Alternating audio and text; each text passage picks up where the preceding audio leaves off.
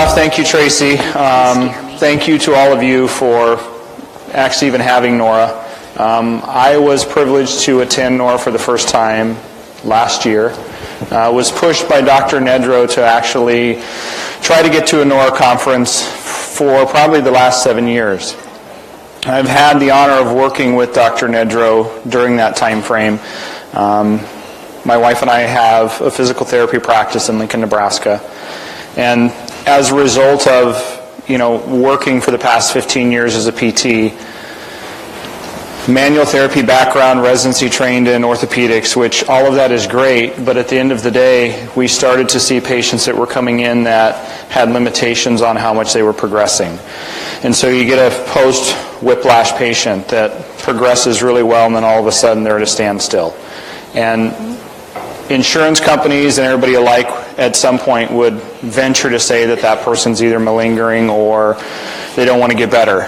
And throughout all of that relationship, we were able to meet Dr. Nedro, which prior to that had no idea what neuro-optometry was, mainly because in the physical therapy world, we have no idea of what even magnocellular function is, parvocellular function, or what's even really going on with the eyes. To us, traditionally, it's seen as a vestibular dysfunction, and there's plenty of research that we'll go over today that sheds some light on that, as the research, as our profession always pushes and says, I need more research to justify what we're doing. Majority of all the research that we need in the physical therapy realm has already been done. We're just not applying it, and our relationships with neuro-optometry will need to continue to expand to be able to treat patients. So today is a little bit of a clinical kind of orientation on how I see all of that fitting, but the last presentation was a good lead-in because the physical therapy world traditionally just sees people on a single plane of being physical.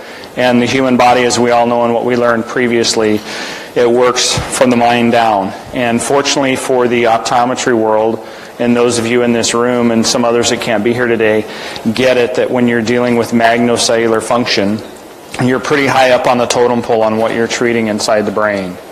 And the more you can create change within that space, the human body typically will trend and make differences in spite of what we do in the physical therapy world.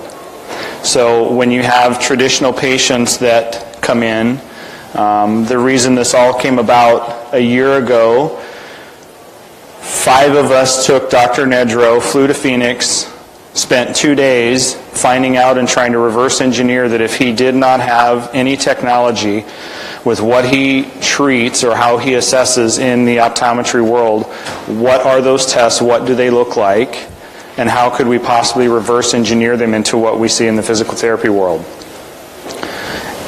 Out of that process is why we have the presentation today, because it completely changed our thought process on how do you actually treat a patient. Whereas before everything was seen, it was vestibular or it's structural that you need to treat the spine. Well, I'll give you some insights today that the cervical spine is a wonderful place to start, but traditionally the way in which we treat it is purely structural, and there's tie-ins directly to the brain, and the research, even from the 1930s, shows plenty of that. So thank you to Dr. Nedro for all of his research. Obviously, thank you to Dr. Padula. Unfortunately, couldn't be here today. A lot of his research paved the way with all the understanding that I have had today to even have an understanding of what magnocellular function is. The rest of it, there's some clinical things that we use in our clinics to be happy to share that with any of you. Also, the change of the why and where and how we treat came about from the creator of the Voila method that is a good friend of mine, Joel Crandall. So there are ways in which all of us in this room can have a better impact on assessing and being more present when we're with a patient, because the emotional dysfunctions that all of them have and that they're going through at the time in which we treat them because of their dysfunction ultimately affects how well they do. So the questionnaires that all of you use within your clinics and dealing with any patient has a huge tie-in on how this person is actively presenting when they're in front of you.